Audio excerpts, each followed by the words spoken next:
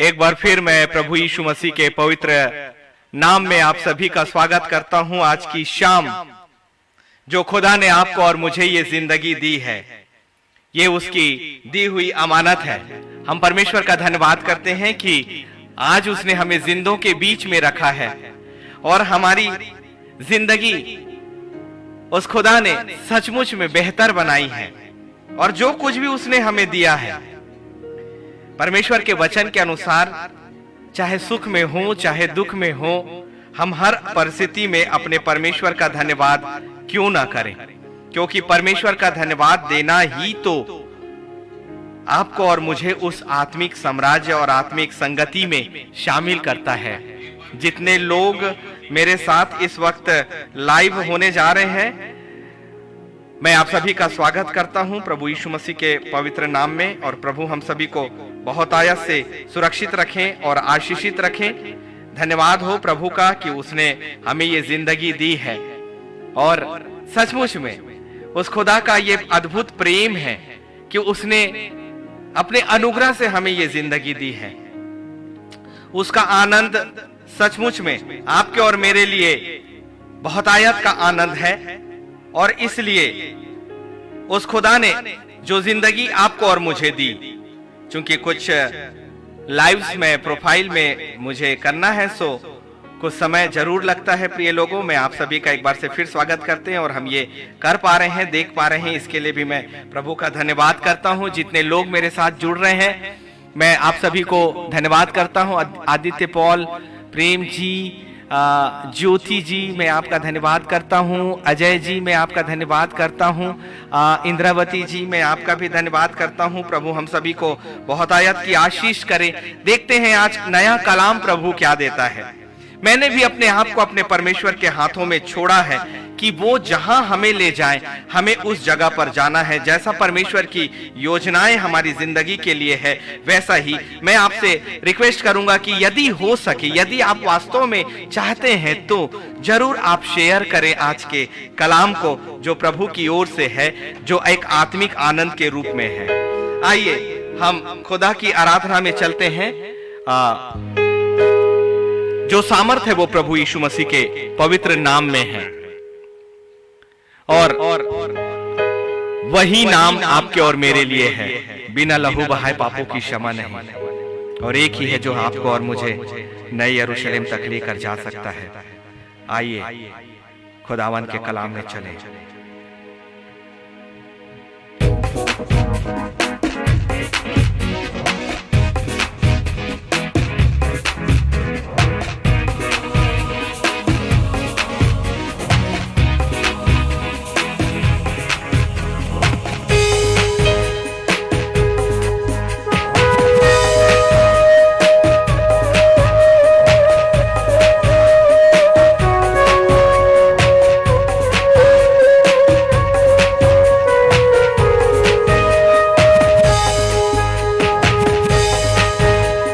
सामर्थ है यीशु के क्रूस पर,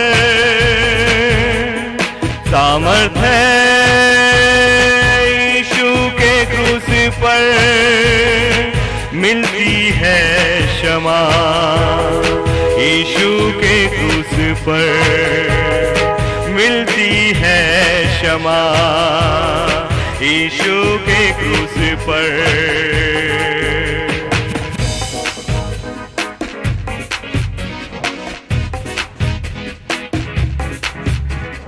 सामर्थ है यीशु के क्रूस पर, सामर्थ है यीशु के क्रूस पर, मिलती है क्षमा यीशु के क्रूस पर, मिलती है क्षमा यीशु के क्रूस पर।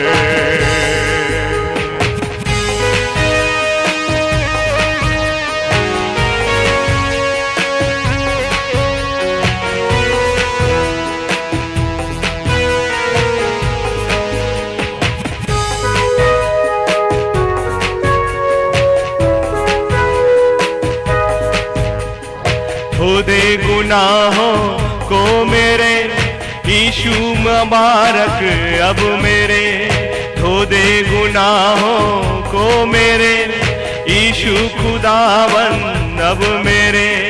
देखो लहू की धार उसे बहती वो धार, देखो लहू की धार उसे बहती वो धार, आज गुनाहों को धोते चली।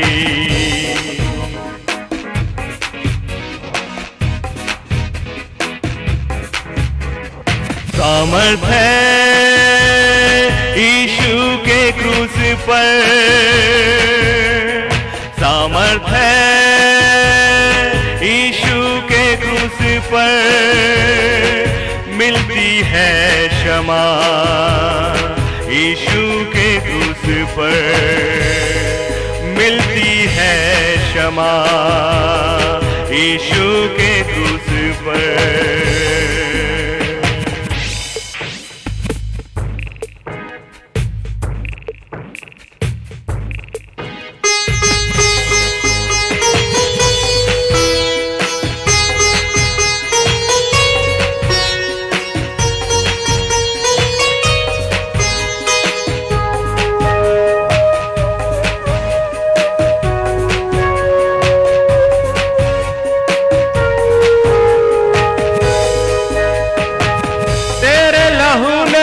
मुझको बचाया, तेरे लहू ने मुझको जिलाया, तेरे लहू ने मुझको बचाया, तेरे लहू ने मुझको जिलाया।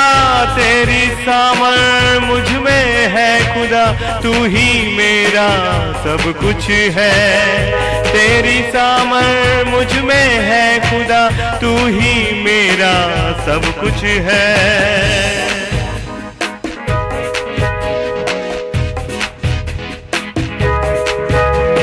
सामर मेरे खुदा की, सामर मेरे खुदा की, कैसी है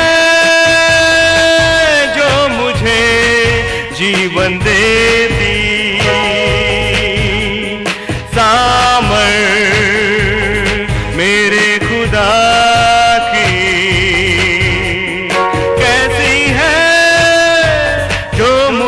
जीवन देती। सामर्थ है यीशु के क्रूस पर, सामर्थ है यीशु के क्रूस पर, मिलती है क्षमा यीशु के क्रूस पर, मिलती है क्षमा यीशु के क्रूस पर।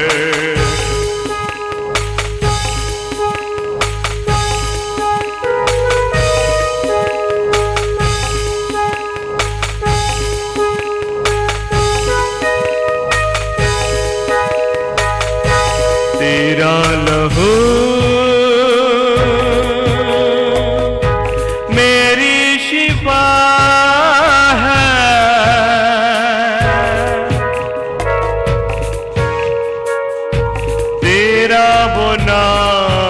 मेरा सब कुछ।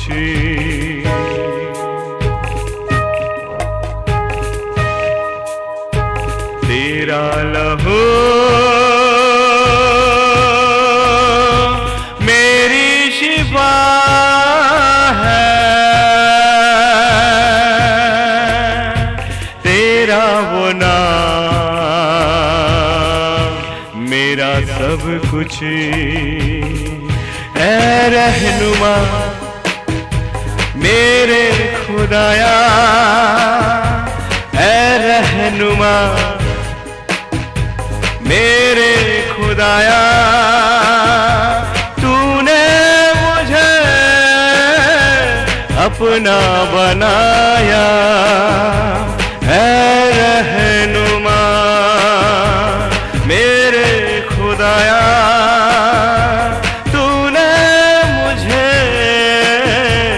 अपना बनाया।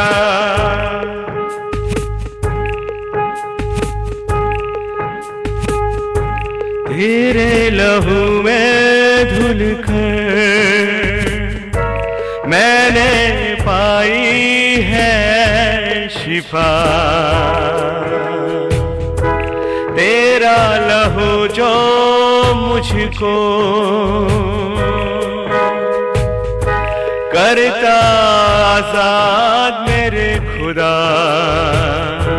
तेरे लहू ने मुझको साफ किया, तेरे लहू ने मुझको माफ किया।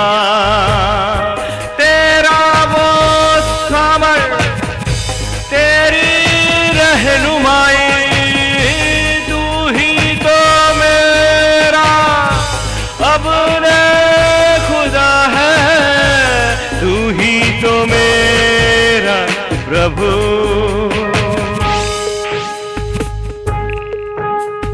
सामर्थ है यीशु के क्रूस पर,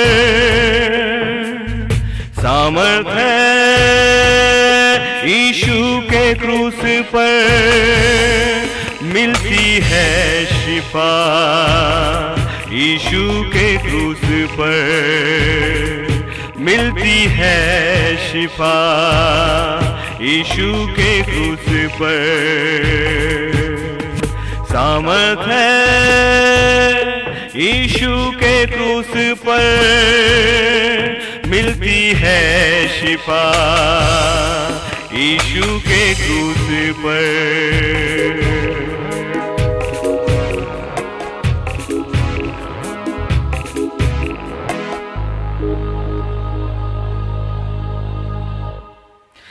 मैं परमेश्वर का इन स्तुति के लिए, उसकी आराधना के लिए धन्यवाद करता हूं। मैं ये जानता हूं कि मैं कुछ भी नहीं, मैं अपने परमेश्वर क्या, हम अनुग्रह से ही तो ये जीवन को हम पाते हैं, और उस परमेश्वर ने हमें ये जिंदगी दी।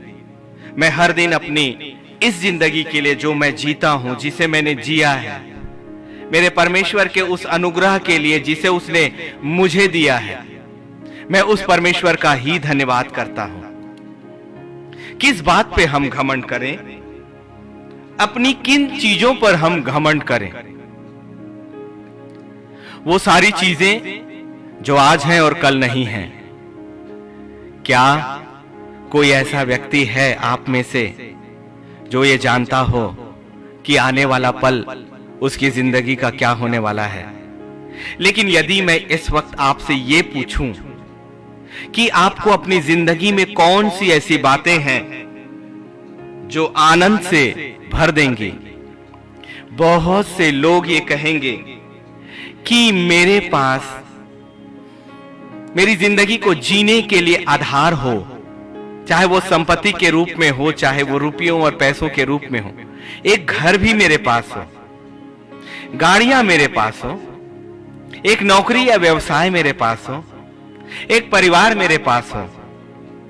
लेकिन जब आप और मैं शमशान घाट पर जाते हैं या अपने कब्रिस्तान पर जाते हैं, इनमें से कोई भी चीज जो उसने बताई, उस इंसान के हाथों में क्या होता है? और यदि आनंद सिर्फ इन्हीं चीजों पर, जिसकी लिस्ट वो बताता है, यदि मिलता, तो ऐसे इस दुनिया में कितने लोग हैं जिनके पास ये सारी चीजें हैं, लेकिन उन्होंने अपनी जिंदगी को समाप्त क्यों और कैसे किया?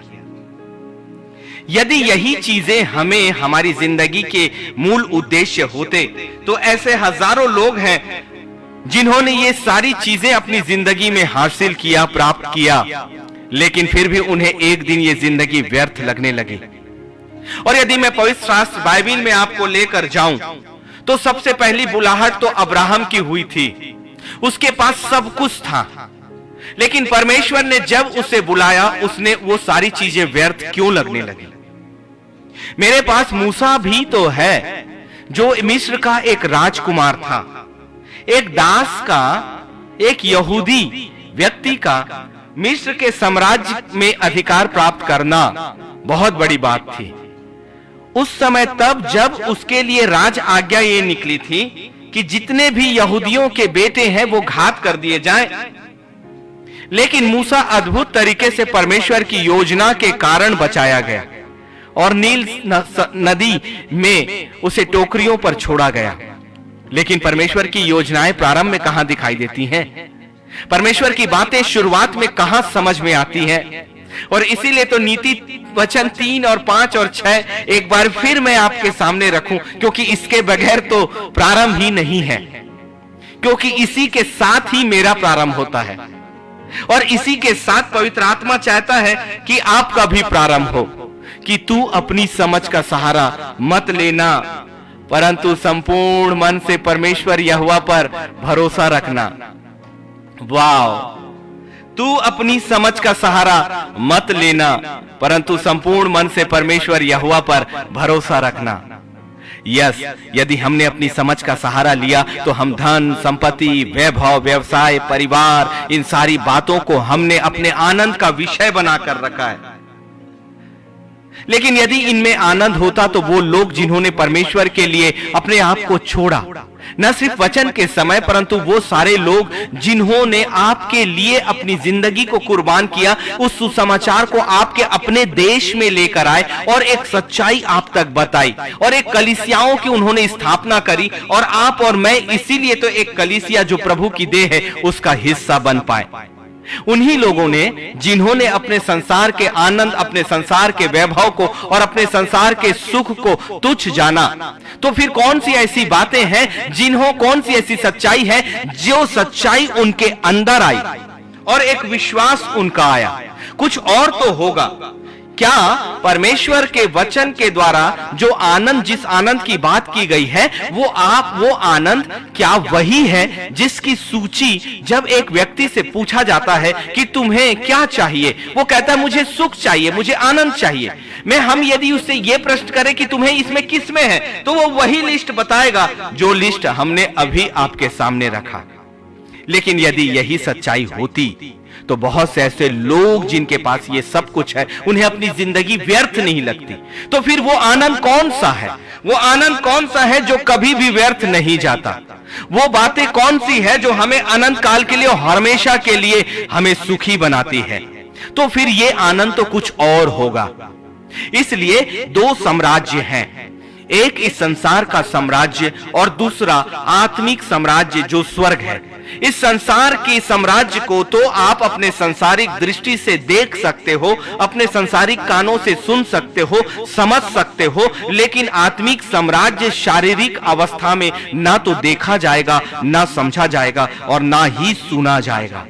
और वास्तव में जो आप आए हो, वो इस बात को जान लीजिए कि आप पवित्र आत्मा का भाग हो, परमेश्वर का भाग हो, और वास्तव में जिसे आप अपने आईने में देखते हो और जिस मनुष्य को आप अपने चारों ओर के वातावरण में देखते हो, वो मनुष्य वो वास्तविक रूप में नहीं है। वास्तविक रूप में तो वो है जो उसके अंदर, उस शरीर के अंदर एक आत्मा के रूप में है, अर्थात वो जो पवित्र आत्मा के भाग और अंश के रूप में इस संसार में भेजा गया, अर्थात वास्तविक रूप में जो आप और मैं हैं। इसलिए ये शरीर जिन चीजों को मांगता है वो संसार की चीजों को मांगेगा, क्योंकि ये शरीर संसार की चीजों अर्थात इस संसार की मिट्टी से ही तो बना है।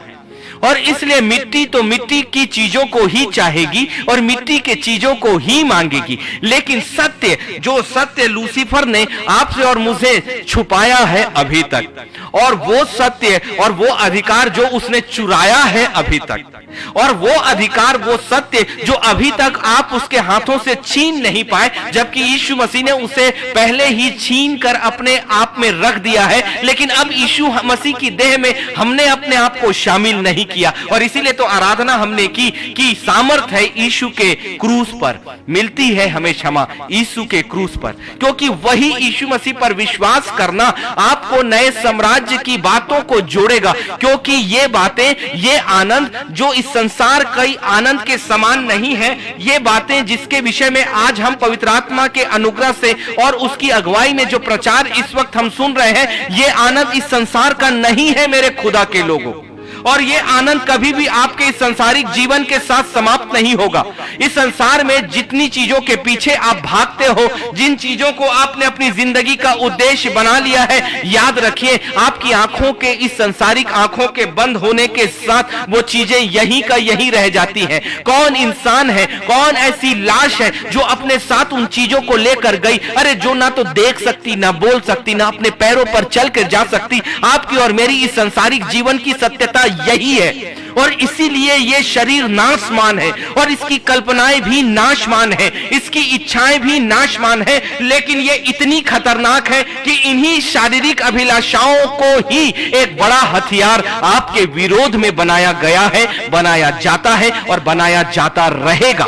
और लेकिन अब सत्य को जानना हमारे लिए बहुत ज्यादा जरूरी है, क्योंकि अब केवल वचन को जानना ही नहीं है, वचन को केवल समझना ही नहीं है, परंतु वचन को प्रयोग करना है। फिर से मैं कहता हूं, वचन को केवल जानना ही नहीं है, वचन को केवल समझना ही नहीं है, परंतु वचन को हमें प्रयोग भी करना है। और प्रयोग करने के लिए आपको वचन के उन अर्थों में जाना होगा जो वचन के प्रारंभ के समय परमेश्वर यहोवा के मस्तिष्क में था। जब उसने कहा तो वो कौन सी मंशा थी? जब उसने कहा तो उसके कहने का उद्देश्य क्या था? जब उसने कोई भी शब्द कहे तो उन शब्दों के पीछे परमेश्वर की कौन सी बातें छुपी हुई है? और ये बातें तो परमेश्वर के मस्तिष्क की ही है। इसलिए परमेश्वर के मस्तिष्क में जाना हम जैसे संसारिक मनुष्यों के लिए संभव नहीं है।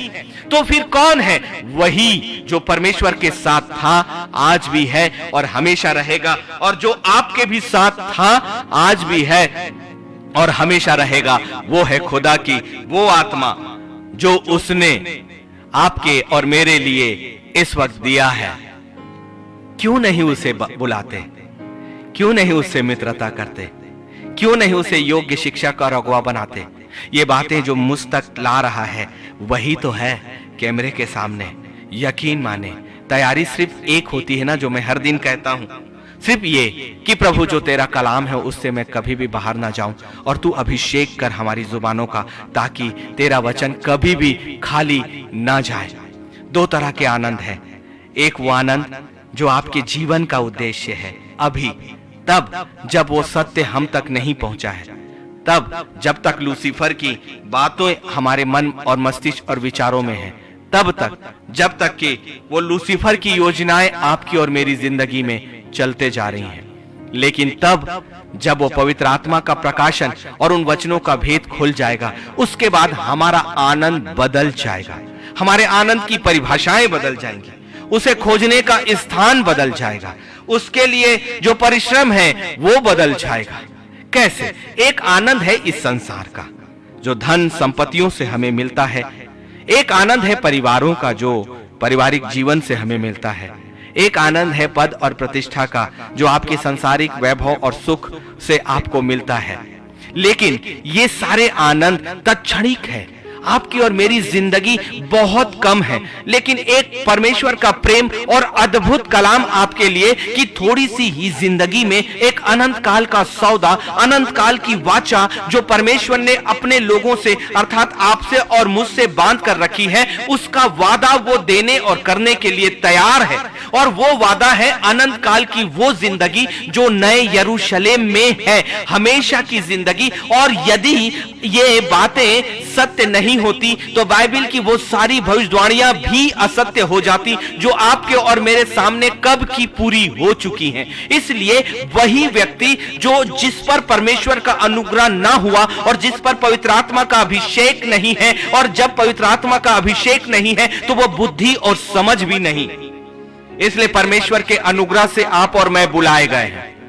इसलिए अब परमेश्वर कहता है कि मैंने तुम्हें आनंद दिया है, और वो आनंद इस संसार के आनंद से बिल्कुल अलग और कहीं अलग बढ़कर है, और ये आनंद अलग है। और अब ये सत्य हमारे सामने आएगा। परमेश्वर के लिए बहुत ज्यादा प्रचार की जरूरत नहीं, केवल अपने मन, मस्तिष्क और विचारों को इस वक्त खोल के रखें और परमेश्वर के साथ सहभागी हो जाएं, परमेश्वर के साथ सहभागी हो जाएं। क्योंकि पहली चीज जो है कि जब तक आप अपनी आत्मा को अपने खुदा के आत्मा से नहीं जोड़ेंगे, जब तक एक आत्मा से नहीं जुड़ेगी, तब तक उसकी सारी बातें हमारी जिंदगी के लिए व्यर्थ है। इसलिए आइए, इससे पहले कि परमेश्वर के भेदों में हम गहराई के साथ उतरे, हम सहभागिता करें अपने परमेश्वर की, क्योंकि सहभागिता और संगति और परमेश्वर के पीछे चलने में सब में अंतर है। सहभागिता, परमेश्वर की संगति और परमेश्वर के पीछे चलने और परमेश्वर की योजनाओं में फर्क है। ये चार बातें हैं जो आपको आत्मिक साम्राज्य से जोड़ती हैं। एक है परमेश्वर की सहभागिता, दूसरा है परमेश्वर की संगति, तीसरा है परमेश्वर के पीछे चलना और चौथा है परमेश्वर की योजनाओं में रहना। ये चार बातें ही मिलाकर आपको परमेश्वर से जोड़ती है। लेकिन इनमें सबसे ज्यादा महत्वपूर्ण है पहली चीज जो परमेश्वर की सहभागिता है, परमेश्वर की सहभागिता है। आज की शाम एक जवान का कॉल मेरे पास आया और उसने कहा कि मेरे लिए भविष्यवाणी हुई थी। शायद वो भाई मेरे साथ इस वक्त लाइव पर हो सकता है, लेकिन मैं उनका नाम नहीं बता सकता क्योंकि ये परमेश्वर और हमारे बीच का मामला है। लेकिन पवित्र आत्मा उनके साथ हुई वार्तालाप से कुछ बातों को और आज के इस प्रचार को उस भाई ने कुछ समय पहले ही मेरे इस लाइव से केवल 1-1.5 घंटे पहले ही मुझसे बातें करी और उसके बाद आधे घंटे के अंतराल में ही, 20 मिनट के अंतराल में ही मुझे जूम लाइव में जाना था और उसके तुरंत बाद यहां आया और उनसे वार्तालाप और उस भाई के लिए प्रार्थना करने के साथ ही पवित्र आत्मा ने यह नया प्रकाशन मुझे दिया जो कि आत्मिक आनंद का है, उस आनंद का है जो स्वर्ग से हमें मिलता है। उस भाई ने कहा कि पास्टर जी, ब्रदर जी, मैं जिस परीक्षा में बैठा था उसमें मेरे अंक 0-0-0 आए बहुत से विषयों में, जबकि मेरे लिए यह भविष्यवाणी हुई थी कि मैं उस परीक्षा में सफल होऊंगा। मैंने तत्काल एक ही बात उससे पूछी कि क्या आपने अपनी पढ़ाई, अपना परिश्रम किया था? उसने कहा कि बुक्स तो है ही नहीं, सो मैंने परिश्रम नहीं किया, परंतु मेरे लिए तो यह भविष्यवाणी हुई थी। मैंने, वो भाई इस वक्त मेरे साथ शायद लाइव पर होंगे, मैंने ये सही कहा उनसे कि आत्मा आप क्या कहना चाहते हो? आत्मा ने मुझसे कहा कि तू उन बातों को कहना जो कि नीति वचन में है कि हे बुद्धिमान, उन चींटियों को जाकर देख कि वो कैसा परिश्रम करती हैं। तुम उन वचनों को कहो कि तुम में से जिस किसी को बुद्धि की जरूरत हो, कमी हो, अपने स्वर्गीय पिता से मांगे और तुम्हारा स्वर्गीय पिता उन्हें देगा। तुम उससे यह कहो कि पवित्र आत्मा बुद्धि का मूल है। पवित्र परमेश्वर की योजनाएं जो यिर्मयाह 29:11 के अनुसार है हमारी जिंदगी के लिए तो है, लेकिन खुदावन की योजनाएं आपकी सोच और मेरी सोच से अलग है और परमेश्वर ने हमें इस संसार में परिश्रम करने को कहा है। जितने लोगों ने भी परमेश्वर की आशीष को पाया है उनकी जिंदगी पहले कठिन दौर से गुजारी गई, उन्हें घाटियों से गुजारा गया, उन्हें सिखाया गया, वो पवित्र आत्मा के साथ रहे। और लेकिन एक चीज जो खुदा ने भेद खोला उस भाई के लिए, यदि वो भाई इस वक्त मेरे साथ लाइव पर है तो मैंने कहा कि प्रभु तुम्हारे लिए एक दर्शन देता है। उसने कहा कि प्रभु तो आपको बताता है, मेरे लिए कौन सी बातें तय थी आप मुझे बताइए। मैंने कहा मेरे खुदा ने आपके लिए कोई भविष्यवाणी नहीं करी, परंतु यह कहा कि प्रभु में आपको अभी और चलना और बढ़ना और सहभागिता को रखना है। और फिर पवित्र आत्मा मुझे ले गया अपनी जिंदगी में, जब उसने यिर्मयाह 29:11-2003 में मेरे सामने रखा था, 3 जनवरी को। लेकिन यहां पर वचन नहीं रखा, परमेश्वर ने मुझे अपनी योजनाओं के साथ प्रारंभ किया। मैंने कहा ना कि 4 तरह की बातें हैं, परमेश्वर की सहभागिता, परमेश्वर की संगति, परमेश्वर के पीछे चलना और परमेश्वर की योजनाओं के अनुसार प्रारंभ करना। मेरे लिए, मेरी जिंदगी को, मेरी सेवकाई को, मेरी जिंदगी को परमेश्वर ने चौथे तरीके से लिया। वो था यिर्मयाह 29:11 कि जो कल्पनाएं मैंने तेरे लिए की है, मुझे परमेश्वर ने अपनी योजनाओं में लेकर आया। लेकिन इस भाई के लिए जो सबसे बड़ी चीज प्रकाशन आई, जिसका अर्थ वो भी नहीं समझ पा रहे हैं, शायद वो इस वक्त नाराज है, लेकिन मैंने अपने परमेश्वर से आर्गुमेंट किया कि प्रभु इस भाई के लिए तो तूने सबसे बड़ी चीज कह दी कि उसे कहे कि वो मेरी सहभागिता में आए। तूने तो मुझे अपनी सहभागिता में नहीं बुलाया, लेकिन इस भाई के लिए कहता है कि वो मेरे साथ सहभागिता में आए। वाओ! और सहभागिता का मतलब है हर चीज में सहभागी होना, हर भाग में, हर कार्य में परमेश्वर को साथ रखना, या दूसरे अर्थों में परमेश्वर आपकी जिंदगी के हर कार्यों में अपनी भी सहभागिता रखना चाहता है, ऐसे कि वो आपको अकेले उस कार्य में, उस जगह पर, उन परिस्थितियों में नहीं रहेगा, परंतु वो आपके साथ आपकी सहभागिता में रहेगा। और ये सबसे बड़ा प्रकाशन है, सबसे बड़े आनंद की चीज है, और सबसे पहली प्राथमिकता की चीज है जब परमेश्वर आपकी जिंदगी में अपनी सहभागिता करता है। लेकिन मेरा प्रचार सहभागिता पर कहां है? मेरा प्रचार तो उस आनंद पर है जो सहभागिता के साथ, परमेश्वर की संगति के साथ और उसके पीछे चलने के साथ और उसकी योजनाओं के अनुसार अपनी जिंदगी को परिवर्तन करने के साथ मिलती है। ये चारों बातें में से कोई भी एक बात परमेश्वर आपकी आत्मा के लिए अपनी योजनाओं के अनुसार इस्तेमाल कर सकता है। इसीलिए तो नीति वचन 3 में उसने कहा, 5 और 6 में, कि तू अपनी समझ का सहारा मत लेना, जो मैं अपने हर दिन के प्रचार में कहता हूं और कहता रहूंगा, क्योंकि यही तो मूल है कि परमेश्वर के वचनों पर भरोसा और विश्वास तो तभी आएगा जब हम अपनी बुद्धि और अपनी समझ का सहारा छोड़ देते हैं। और अधिकांश मनुष्य इसीलिए परमेश्वर के अनुसार अपनी जिंदगी को नहीं ला पाते, क्योंकि उन्होंने कहीं ना कहीं, किसी न किसी जगह पर अपनी बुद्धि का सहारा लिया, और इसीलिए उन्हें संसार के आनंद और आत्मिक आनंद में, संसार की योजनाओं और परमेश्वर की योजनाओं में भेद नजर नहीं आया। और क्यों आएगा? क्योंकि जब तक आपकी बुद्धि आपकी अपनी समझ में है, अपने विचारों में है, तब तक कभी भी परमेश्वर के साम्राज्य की बातें समझी नहीं जा सकती। लेकिन धन्यवाद दीजिए ना इस वक्त कि वो पवित्र आत्मा आपके और मेरे साथ है इस वक्त। और इसलिए अब वो सारे आनंद जो इस संसार के हैं, वो सारी योजनाएं जिन्हें हम अपनी जिंदगी की उपलब्धि समझते हैं, अब हमारे लिए बहुत छोटे होने जा रही है। इतनी छोटी कि परमेश्वर के इस आनंद के विषय में जो भेद वो अभी आपके और मेरे जिंदगी के सामने इसी वक्त लाइव में खोलने जा रहा है, आज की शाम के बाद यदि वास्तव रूप में परमेश्वर के वचन ने हमारी जिंदगी में काम किया है, तो हमारी सोच बदलेगी, हमारा आनंद बदल जाएगा, हमारी योजनाएं बदल जाएंगी, और हमारी दृष्टि उस आनंद को देखेगी जो आपकी और मेरी वास्तविक आनंद है और हमेशा का आनंद है। याद रखें, जो लिस्ट आप इस संसार में बताते हो कि एक संपत्ति से मुझे आनंद मिलेगा, मेरे पद से मुझे आनंद मिलेगा, मेरे बिजनेस से मुझे आनंद मिलेगा, मेरी पत्नी से मुझे आनंद मिलेगा, मेरे पति से मुझे आनंद मिलेगा, मेरे बच्चों से मुझे आनंद मिलेगा, मेरे खेत और खलिहानों से मुझे आनंद मिलेगा, लेकिन ये सारे आनंद मिलेंगे जरूर,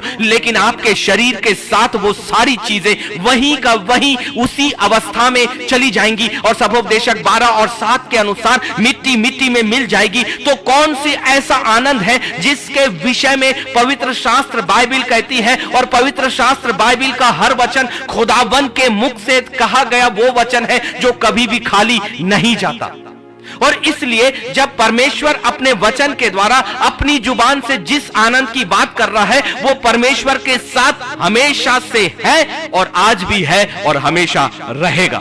इसका मतलब दो आनंद में से एक आनंद जो संसार का है, जो ज्यादा से ज्यादा आपके शरीर तक है, आपके शरीर के जिंदा रहने तक है, मिट्टी के मिट्टी में मिलने जाने के लिए है, हमने उसी आनंद को इस आनंद के ऊपर हावी कर दिया, और लूसीफर की चालों में जो बड़ी चालाकी के साथ आपके विचारों को अपने नियंत्रण में रखता है, हम फंस गए, वैसे ही फंस गए जैसे आपके और मेरे आदि माता पिता फंसे। लेकिन अब वो बुद्धि का मूल, जो चतुराई का मूल, हमारा पवित्र आत्मा जो परमेश्वर के वचन की गहराइयों में हमें ले जाकर सिखाता भी है, समझाता भी है और हमें तैयार भी करता है, वो खुदा का वो पवित्र आत्मा आपके और मेरे पास है।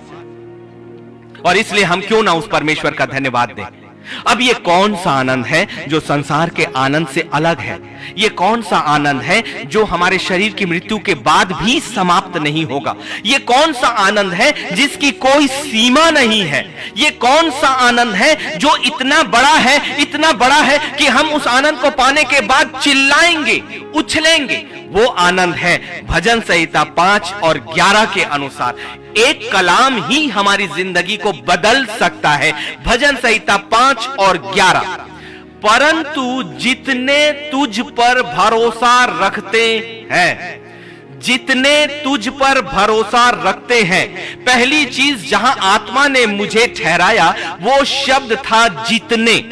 जितने जितने मतलब ये अनकाउंटेबल है, जितने भी, कोई संख्या निर्धारित नहीं करी। इसलिए परमेश्वर ने इस सामर्थ को, इस आनंद को हरेक के लिए रखा है जो आदम से लेकर आज के दिन तक उत्पन्न हुआ है। उन हरेक के लिए जो आज इस संसार में शरीर में जीवित है या नहीं है, लेकिन वचन शरीर के साथ का नहीं है, वचन इस संसारिक जिंदगी के साथ का नहीं है, क्योंकि परमेश्वर अल्फा और ओमेगा, अनादि से अनादि तक है। इसलिए परमेश्वर का वचन वर्तमान और प्रेजेंट काल का ही होता है। वो प्रेजेंट काल का ही होता है, वो पास्ट टेंस नहीं है, वो फ्यूचर टेंस नहीं है, परंतु परमेश्वर का हर कलाम प्रेजेंट पर है। प्रेजेंट का मतलब परमेश्वर का कलाम मनुष्य के लिए है, आत्मा के लिए है। वो आत्माएं जो कभी भी समाप्त नहीं होती। शरीर भले समाप्त हो गया, लेकिन खुदावन जैसा है वैसा ही आप हो। और इसीलिए तो ये बातें दोनों रूप से भयंकर है। एक भयंकरता उस चीज का कि जब आपकी आत्मा अमर है और जो अनंत से अनंत तक है, तो उसे न्याय के बाद अनंत काल तक उस पीड़ा में होना हो सकता है, जिससे हमें बचना है और जिसका ही प्रचार ये है। और यही वो भेद है। और दूसरा वो चीज जो आपको और मुझे एक वास्तविक आनंद में ले जाने वाली है कि यदि ये आत्मा हमेशा के लिए है और शरीर का अंत हमारा अंत नहीं, और शरीर का अंत केवल उस शरीर और मिट्टी का मिट्टी में मिल जाना है जिसके पीछे इंसान ने अपनी पूरी जिंदगी लगा दी, जिसके पीछे इंसान ने केवल उसी परिस्थिति, उसी जिंदगी के लिए जिसने अपना सब कुछ किया, अपना सारा परिश्रम, अपना आनंद उसी चीज में खोजा जो उसके साथ ही समाप्त होने वाली है, नश्वर चीजें। लेकिन मैंने कभी ये नहीं कहा कि ये चीजें आपके लिए व्यर्थ है।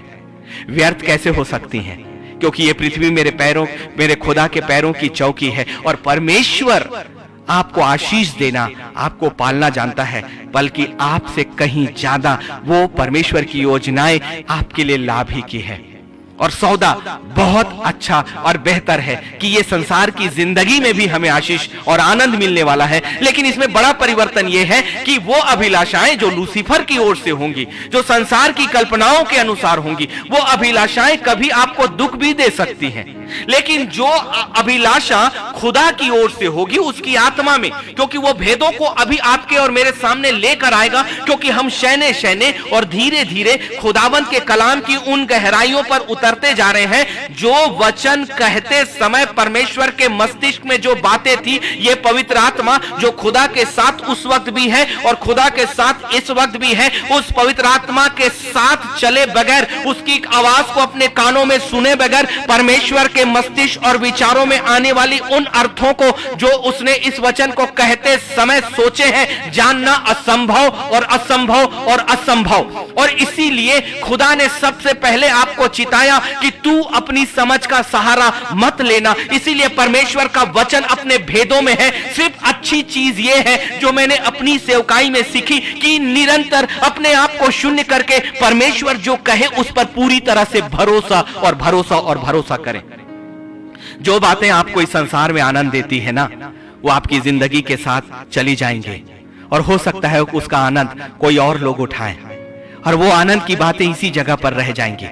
लेकिन जो सच्चाई अब हमें प्रचार करने की है और समझने की है, उस आनंद के विषय में जो कभी भी घटने वाली नहीं और जो हमें फ्री में मिली है। इस संसार के खुशियां, आनंद, पद, प्रतिष्ठा, शिक्षा, संपत्तियां, सबके लिए आपको धन की जरूरत है और जब तक आप उस धन को उसे नहीं दोगे वो चीजें आपको नहीं मिलती। लेकिन कितना सच्चा मेरा परमेश्वर कि वो एक ऐसे आनंद को आपको देना चाह रहा है जिसके बदले में उसने आपसे कुछ भी नहीं चाहा सिवाय एक चीज के जो उसके वचन में छिपा हुआ है, जिसके लिए किसी पैसे की जरूरत नहीं, जिसके लिए किसी कागज की जरूरत नहीं। सिर्फ एक चीज जो खुदा के मस्तिष्क में प्रारंभ हुई कि कौन सी बातों से उसका प्रारंभ होता है, उस आनंद का जो उसने अपनी संतानों के लिए रखा है, जो वास्तविक आनंद है। इस संसार की सारी चीजें यदि आनंद की होती तो ऐसे बड़े बड़े धनी और बड़े बड़े बिजनेसमैन लोग अपने जीवन को समाप्त नहीं करते, वो आत्महत्या नहीं करते। जिन जिन लोगों की गिनती आपने अपने आनंद के लिए उठाई है, सत्य तो यही है। लूसीफर की उस भ्रामक बातों को देखो और समझो और अपने इस सोच को बदलो, क्योंकि संसार का आनंद यदि संपूर्ण होता तो वो आनंद को पाने के बाद मनुष्य को अपनी जिंदगी व्यर्थ नहीं लगती। तो जिसे मनुष्य को व्यर्थ लगा उसी चीज में हमने भी अपनी दौड़ लगा दी, क्योंकि एक भेड़ के समान लूसीफर उनका अगुवा था और वो एक बड़ी भीड़ उसके पीछे चली जा रही है। और ये मार्ग इतना चौड़ा है कि इसीलिए चौड़ा मार्ग है जो अंधकार की ओर लेकर जाएगा। ये प्रारंभ में चौड़ा दिखाई देता है, प्रारंभ में आनंदित करेगा, लेकिन बहुतेरे इस चौड़े मार्ग पर जाकर उस अनंत काल की खाई और अनंत काल के अंधेरे में, जहां की पीड़ा कभी भी समाप्त नहीं होने वाली,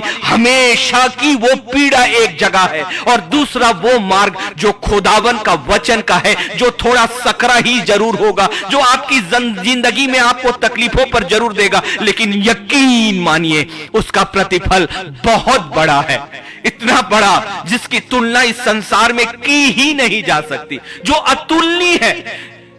एक ऐसी चीज जो हमेशा के लिए है, एक ऐसा स्थान जो हमेशा के लिए है। आप उस पैरों को अपने देखना, एक कल्पना ही करो कि आप स्वर्ग के स्थान में अपने पिता परमेश्वर के सामने अनंत काल के लिए उसकी स्तुति और आराधना के लिए खड़े हो, श्वेत वस्त्र पहनकर, एक ऐसा वस्त्र जो इस संसार का वस्त्र है ही नहीं, और वो आनंद जो कभी जाने का ही नहीं, क्योंकि आनंद का स्रोत ही आपके सिंहासन के रूप में आपके सामने होगा। वो स्थान जहां पवित्र दूतों को जाने का भी अधिकार नहीं, वो स्थान जो परमेश्वर के सबसे पहले उसके तेज के सामने रहना, उसकी संतान ठहरकर और यीशु मसीह की देह बनकर। इतना बड़ा अवसर यदि हम अपनी जिंदगी की थोड़े से वर्षों और थोड़ी कल्पनाओं के द्वारा, जो परमेश्वर भी हमें देने के लिए तैयार है। मैंने ऐसा कभी प्रचार नहीं किया कि ये चीजें व्यर्थ हैं, आपको धन नहीं कमाना, आपको संपत्ति नहीं बनाना, आपको घर नहीं बनाना, लेकिन वो आशीष हम स्वर्ग से जो हमेशा की है क्यों ना प्राप्त करें, क्योंकि जिस घर को यहोवा बनाएगा उसका परिश्रम व्यर्थ नहीं जाता। ये खुदा का वचन कहता है। जिसने भली पत्नी पाई वो परमेश्वर के सामने आशीषित है। धन्य है वो जो बाल और बच्चों का सुख पाते हैं। ये आशीषें तो खुदा की ओर से भी तो मिलती है, लेकिन पहले उसके राज्य और धन की खोज करो तो सब वस्तुएं तुम्हें मिल जाएंगी। मेरे खुदा का आनंद तो कुछ और है, जो भजन संहिता 5 और 11 के साथ प्रारंभ करता है। मेरे खुदा का आनंद वो है। एक हमने खुदा ने हमें यह समझा दिया अपने इस कलाम में, इस आधे घंटे में, कि एक संसार के आनंद और स्वर्गीय आनंद में फर्क है। इस संसार की चीजें जो लिस्ट हम बनाते हैं और पूरी जिंदगी जिसके पीछे अथक परिश्रम करते हैं, एक दिन आपका परिश्रम सब कुछ व्यर्थ, क्योंकि लूसीफर आप पर हंस रहा है। आपको अपने रास्ते पर, चौड़े रास्ते पर चलाकर उसकी सेनाएं ठहाका मारकर आपका उपहास उड़ा रही हैं और आपके आने वाली परिस्थितियों के ऊपर वो गर्व कर रहे हैं। और उनका लूसीफर उन्हें ये अवार्ड दे रहा है कि धन्य हो मेरे दूतों जो तुमने एक बड़ी भीड़ मेरे पीछे लेकर आए। लेकिन अब ये आत्मिक युद्ध है, क्योंकि हमने भी ठाना है कि अपने खुदा के सुसमाचार प्रचार, उसकी असत्य के विरोध में मेरे खुदा का सत्य का वचन युद्ध करेगा, क्योंकि वचन के द्वारा वचन ही अपने आप को साबित करेगा। उसकी झूठी बातें ही उसका सबसे बड़ा हथियार है, और इसीलिए सत्य और सत्य का की वचन ही उसके विरोध में आपका हथियार है। सत्य वचन केवल बोला नहीं जाता, सत्य वचन समझा जाता है। सत्य वचन अंदर आत्मा का भोजन है। और सत्य वचन प्रयोग किया जाता है, और उसे प्रयोग करने की आपके लिए जुबान खुदा ने दी है। उसी जुबान को आपको इस्तेमाल करना है। भजन संहिता 5 और 11, परंतु जितने तुझ पर भरोसा रखते हैं, ये जानना, ये शब्द जितने मेरे और आपके लिए आनंद का शब्द है, क्योंकि इस जितने में आपकी काउंटिंग हो चुकी, मेरी काउंटिंग हो चुकी।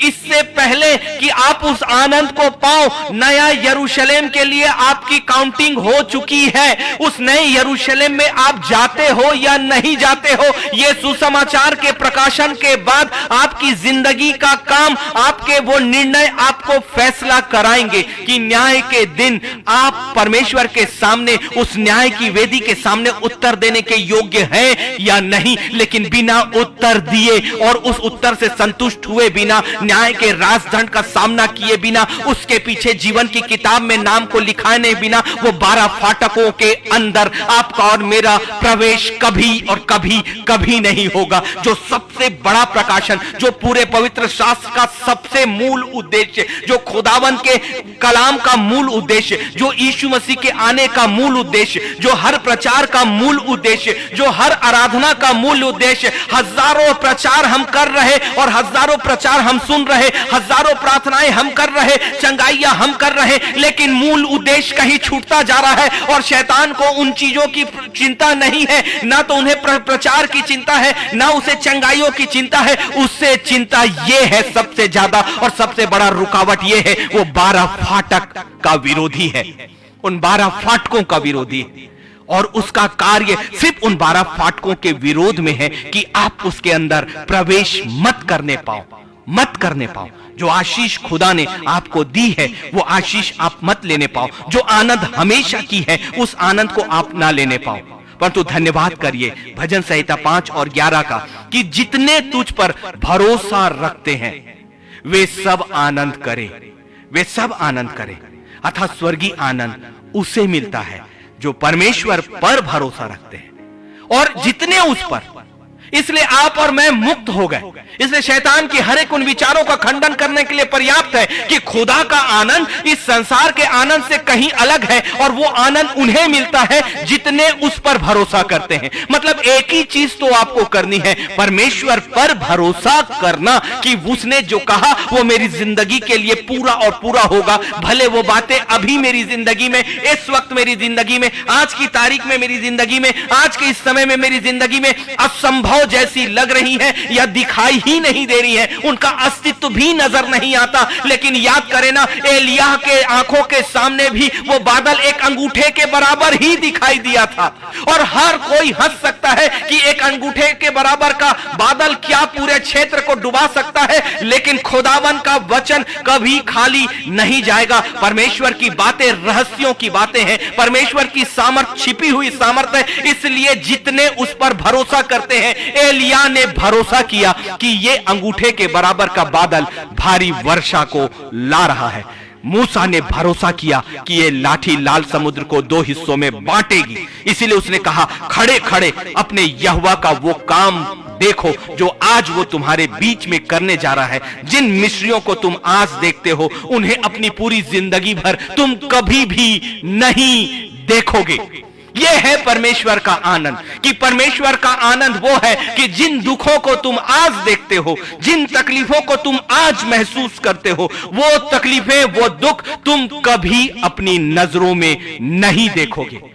जितने तुझ पर भरोसा करते हैं वे सब आनंद करें। और ये आनंद बड़ा है। इस संसार में छोटी छोटी चीजों के आनंद को हमने गवाहियों में बदल दिया, लेकिन एक बड़ी गवाही जो अनंत काल के साम्राज्य खुदा ने आपको सेठ में दिया, उसकी गवाही क्यों नहीं देते हम? जब हमें एक साइकिल मिलती है, जब एक कार मिलती है, जब एक घर मिलता है, जब बच्चे मिलते हैं, तो हम उसका बखान करके परमेश्वर की गवाही देते हैं। ये गवाही हमें देना है कि परमेश्वर ने मेरी इस जिंदगी में भी बड़े काम किए। लेकिन उससे पहले सबसे बड़ी गवाही तो यह देना था कि नया साम्राज्य, नया यरूशलेम, अनंत काल की जिंदगी मेरे खुदा ने मेरे मांगने से पहले ही दे दी है। और यह मेरी गवाही है कि अब केवल भरोसे के द्वारा मैं उस अनंत आनंद को प्राप्त कर सकता और कर सकती हूं। ये गवाहियां क्यों नहीं? क्यों नहीं कि अब मैं सत्य जान गया हूं। आपकी इसी गवाही से तो लूसीफर डरता है। आपके बच्चे के बाप बनने और माता बनने की गवाही से उसे डर नहीं है। आपके बड़े मकान और कार के और फैक्ट्रियों के मालिक होने से उसे डर नहीं है। वो जानता है ये सारी चीजें अनंत काल की झील में जाएंगी और यही तो वो चौड़ा मार्ग है। यही चौड़ा मार्ग है। मार्ग वैसा नहीं, आत्मिक मार्ग वैसा नहीं। आत्मिक मार्ग यही लालसाएं और यही इच्छाएं तो है जो आत्मिक क्षेत्र में कार्य करके आपकी सोच और आपके मन के विचारों को दूषित करती है और आपको चौड़े रास्ते की ओर लेकर जाती है और फिर आपकी आत्मिक आंखें देखना बंद करती हैं, आपकी आत्मिक कानें सुनना बंद करते हैं। लेकिन अब यह युद्ध है एक वचन की सामर्थ्य के विरोध में खड़े होने वाले लूसीफर के विरोध में, कि खुदा ने हमें ये जुबान दी है कि उसके वचनों को हम कहें और कहकर हम सभी के वातावरण में उन्हें बांधे, क्योंकि अब हमारे परमेश्वर का वचन सिर्फ समझना नहीं है, सिर्फ कहना नहीं है, उसे इस्तेमाल करना है। और उसे इस्तेमाल करने के लिए पहला अधिकार खुदा ने मुझे दे दिया कि जितने भी उस पर भरोसा करेंगे, सिर्फ एक ही टिकट है, एक ही चीज है, उस खुदा पर भरोसा और भरोसा और भरोसा। यही भरोसा, जितने तुझ पर भरोसा करेंगे वे सब। आप अभी टिकट कटाओ किसी जगह की, हो सकता है जब नाम आ जाता है फुल हो गया सब कुछ, सारे टिकट खत्म हो गए, अब आपके लिए कोई स्थान नहीं। एक कॉलोनी डेवलप होती है, सारी जमीनें रजिस्ट्री हो गई, अब वहां पर कोई भी अवसर नहीं। एक बिल्डिंग में सारे फ्लैट्स जो है बुक हो गए और अब आप कोई अवसर नहीं। गाड़ियां जितनी आनी थी 6 महीने में वो सब आ गई, अब आपके लिए अवसर नहीं। लेकिन मेरे खुदा का आनंद जिसे आपने समझा ही नहीं, जो वास्तविक है, जो सच्चा है, मेरी आत्मा इस वक्त बहुत आनंदित हो रही है, क्योंकि ये वचन में सीधे मेरी आत्मा के अंदर जा रहा है, मेरा भोजन बन के। और आज मेरी जिंदगी और ज्यादा निखर गई, और ज्यादा उन्नति में आ गई। हर दिन परमेश्वर अपने वचन के द्वारा हमें भरता जा रहा है, बदलता जा रहा है। हमारी जिंदगी जो आत्मिक जिंदगी है, शरीर तो वैसा ही दिखाई देगा, हो सकता है शरीर घटता हुआ दिखाई दे, लेकिन आपकी आत्मा आपके इस शरीर के अंदर लगातार पनपते जा रही है, बढ़ते जा रही है, और आप एक योद्धा में परिवर्तित होते जा रहे हो। न सिर्फ उस जगह के यात्री, उस जगह के निवासी, परंतु एक योद्धा भी आप बनोगे। यह सबसे बड़ी चीज है। इसीलिए वचन कहता है कि जितने तुझ पर भरोसा रखते हैं वे सब आनंद करें। सबके लिए परमेश्वर ने किसी को नहीं छोड़ा, एक भी आत्मा छूटने नहीं जा रही है। इसलिए आप और मैं सभी काउंटिंग में हैं। इसलिए शैतान क्या कहता है कि तू परमेश्वर के सामने आने की योग्य नहीं। तेरी जिंदगी के पाप देख, तेरे व्यभिचार देख, तेरे शारीरिक अभिलाषाएं देख। इसलिए वो हर बात का खंडन करे, जैसे पौलुस ने हर बात का खंडन किया, जैसे खुदा के अन्य चेलों ने हर उन बातों का खंडन किया। ये ताकत है आपके पास, खंडन कर दें, तत्काल उन बातों का खंडन कर दें कि मेरे यीशु ने मेरे लिए बलिदान देकर सब कुछ पूरा किया है। तू कौन है? तू तो उसके पैरों के नीचे कुचला गया है। तेरी योजनाएं अब मेरे लिए कोई कार्य की नहीं, लेकिन मेरे यीशु ने मेरे लिए सब कुछ पूरा किया है। यही वो सत्य वचन है। और अब मुझे सिर्फ अपने खुदा के उन वचनों पर भरोसा करना है, जो वचन अपनी सामर्थ्य है, जो कभी भी खाली नहीं गया। वे सब के सब आनंद करेंगे जो जितने परमेश्वर पर भरोसा करेंगे। और यह आनंद थोड़ा नहीं है, यह आनंद बहुत बड़ा है, क्योंकि वचन उस आनंद के विषय में क्या कहता है? वे सर्वदा ऊंचे स्वर से गाते रहे। वे सदा ऊंचे स्वर से गाते रहे। ऊंचा स्वर कब निकलेगा?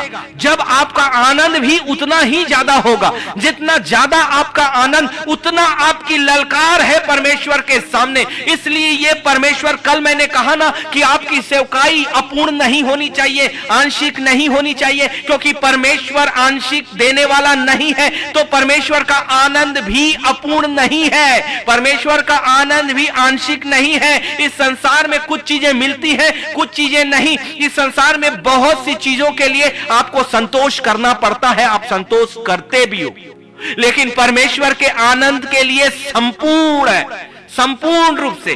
कोई भी ऐसी बातें नहीं जो आपको संतुष्ट नहीं करेगी। परमेश्वर का सिंहासन आपको 100% अपने आनंद से भरेगा।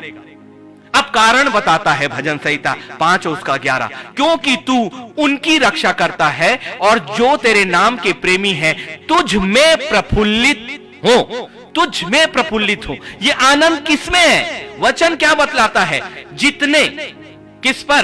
परमेश्वर पर भरोसा रखते हैं, वे सब, मतलब आप और मैं शामिल कर लिए गए हैं पहले से ही। लूसीफर की बातों का इनकार करें, नया यरूशलेम की काउंटिंग में आप हो, आपकी आत्मा की गिनती है, आपका नाम है, आप प्राथमिकता में हो। खुदा ने उन पर जिन्होंने उसके कलाम पर भरोसा किया है, उनका नाम उस बड़े आनंद के लिए जारी कर दिया है, क्योंकि भजन संहिता 5 और 11 कभी भी खाली नहीं जाएगा। जितने तुझ पर भरोसा रखते हैं वे सब आनंद करें, मतलब केवल भरोसा करने के साथ ही नए यरूशलेम के लिए आपका नाम प्रारंभ हो जाता है और आपके आनंद के लिए यात्रा प्रारंभ हो जाती है। इसलिए संसार और संसार की बातों का खंडन करें और तब वो ऊंचा स्वर आपके लिए आएगा। और ये खुदावन का वचन ये कहता है, क्योंकि तू उनकी रक्षा करता है जो तेरे नाम के प्रेमी है। कौन है उस खुदा के नाम के प्रेमी? वो जो उस पर भरोसा करते हैं, क्योंकि बिना प्रेम के और बिना संगति के और बिना सहभागिता के कैसा भरोसा? और यदि भरोसा है तो प्रेम है। किस पर? परमेश्वर के हर उस कलाम पर जो उसके मुख से निकला, क्योंकि उसका कलाम कभी खाली नहीं जाएगा। वो आपकी जिंदगी में पहले ही कार्य कर रहा है, क्योंकि परमेश्वर की सोच और आपकी सोच में जमीन और आसमान का अंतर है। परमेश्वर का वचन आपकी जिंदगी और आपके भविष्य में काम कर रहा है और आपके भूत में भी वो काम कर चुका। भले वो भूत आपको ऐसा प्रतीत होता हो, भले आपकी गुजरी हुई चीजें ऐसे प्रतीत होती हैं जैसे वो हानि की है, लेकिन यिर्मयाह 29:11 उस भूतकाल के, उन जीवन के, उन कठिन दौरों के समय में, उन पीड़ा के दौरों के ऊपर है, क्योंकि परमेश्वर का वचन करंट पे होता है, वर्तमान पे होता है। इसलिए जो कल्पनाएं, जो विचार उसने आपके और मेरे लिए की है, वो कभी भी हानि की नहीं है। इसलिए परमेश्वर का वचन आपकी जिंदगी में काम कर रहा है उस आनंद के साथ जो परमेश्वर आपको दे चुका। केवल उस जगह तक पहुंचकर उस आनंद को उठाने की ही तो बातें हैं। आपके लिए पहले ही यीशु मसीह का बलिदान हो चुका। परमेश्वर ने आपको सिर्फ एक बात चाहिए कि उसकी कही हुई बातों पर भरोसा रखें। इस संसार के लोग आपको भरोसा देते हैं, आपसे वादा करते हैं और हजारों बार मुंह करते हैं। हजारों बार उनकी सीमाएं आपके लिए अपना हाथ खींच लेती है और हजारों बड़े और गहरे रिश्ते भी टूटते देर नहीं लगते। लेकिन एक ही ऐसा रिश्ता परमेश्वर की ओर से आपके लिए जोड़ा गया है, जिसने आपको अपना अधिकारी पहले ही बनाया और सिर्फ एक चीज चाहिए कि आप भरोसा करो। किस पर? उस परमेश्वर के उस कलाम पर जो उसने कहा। यदि उसने मुझसे यह कहा कि तेरे लाख मुद्दई तेरे चारों ओर आएंगे, परमेश्वर तेरा युद्ध करेगा, तेरा मुकदमा लड़ेगा, तो वो लड़ेगा और उसने तैयारी कर किया है। भले मेरी आंखें उन चीजों को देख रही है या नहीं देख रही। लाल समुद्र के किनारे जब तक इस्राएलियों के पैर नहीं गए, लाल समुद्र नहीं हटा था। उससे पहले तक वो था, उसके पहले तक उसकी पूरी ताकत थी, उसके पहले तक सब कुछ था। लेकिन जैसे ही परमेश्वर की सामर्थ उतरी, पृथ्वी अपना अधिकार छोड़ती है। जहां मेरा खुदा चलता है, पृथ्वी और उसका समस्त अधिकार वहां से हटता है।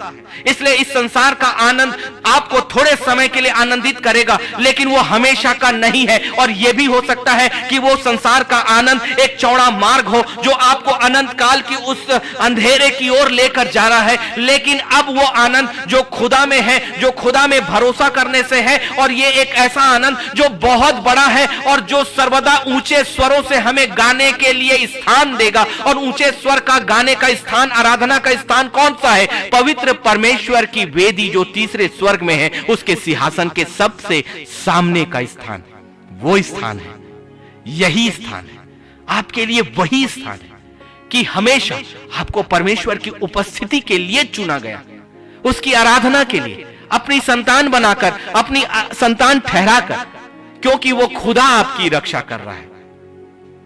इसलिए जो प्रभु पर विश्वास करते हैं, भजन संहिता 16 और 11 भी मैं आपके सामने रखता हूं। तेरे निकट आनंद की भरपूरी है, तेरे दाहिने हाथ में सुख सर्वदा बना रहता है। यदि ये दो वचन कि भजन संहिता 5:11 और 16 और 11 दोनों 11 है, केवल 5 और 16 यदि आज प्रयोग करें, ये आपकी जिंदगी को बदलने जा रहा है।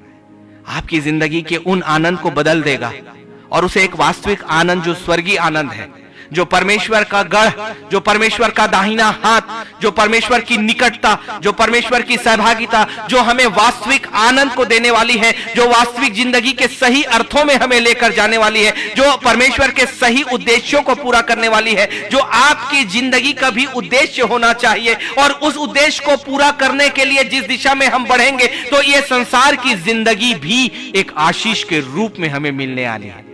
सौदा बहुत ही सस्ता और बिना किसी कीमत के, क्योंकि इन बातों की कीमत परमेश्वर के वचन के द्वारा, उसके वादों के द्वारा पहले ही चुका दी गई है। परमेश्वर ने आपको पहले ही, जितने उस पर भरोसा करते हैं सब आनंद करेंगे। इसलिए उसने काउंटिंग में आपको नहीं छोड़ा है और ना ही उस आनंद को देने में आपको अलग किया है। परमेश्वर का वचन हमेशा है और हमेशा रहेगा। खुदावन हमें आशीषित करे और ठीक सोमवार को हम 9 बजे प्रभु के कलाम के साथ आएंगे, एक नए कलेवर के साथ। कल अपने खुदा की तैयारी में रहें और अपनी कलीसिया, अपने चर्चेस में अपने पासबान के साथ सहभागिता करें और प्रभु के वचन का और उसकी स्तुति का और उसकी प्रशंसा का आनंद उठाएं। हे मेरे जीवते खुदावन, हम एक मन होकर आपकी वेदी के सामने आते हैं, एक आत्मा में प्रभु। इस वक्त हम अलग अलग शरीरों पे, अलग अलग जगहों पे, अलग अलग स्थानों में, अलग अलग शहरों में भले क्यों ना हो, लेकिन आत्मा में हम एक हैं, क्योंकि आपने हमें एक आत्मा किया है। और हमें वो आनंद चाहिए जो आपकी संगति और आप पर भरोसे से मिलता है। और इस वक्त हम मिलकर एक ही प्रार्थना करते हैं कि हमारा प्रभु, हमारे परमेश्वर के वचन पर हमें भरोसा है। हम अपना हाथ उठाते हैं प्रभु कि हमें आपके वचन पर भरोसा है, आप पर भरोसा है। और आपकी बातें जो हमारी जिंदगी में, हमारी माता के घर में रचे जाने से पहले ही प्रारंभ हुई है, हम उसे देख पाए या ना देख पाए, उन योजनाओं में लाभ है हमारे लिए। और हमें वो आनंद हमारे लिए आपने रखा है प्रभु, जो नए यरूशलेम में आपके सिंहासन के सामने है, क्योंकि आपका मुख हमारे सामने होगा। आपके दाहिने हाथ में हमारे लिए उस प्रफुल्लित करने की बातें हैं और हमें वही चाहिए।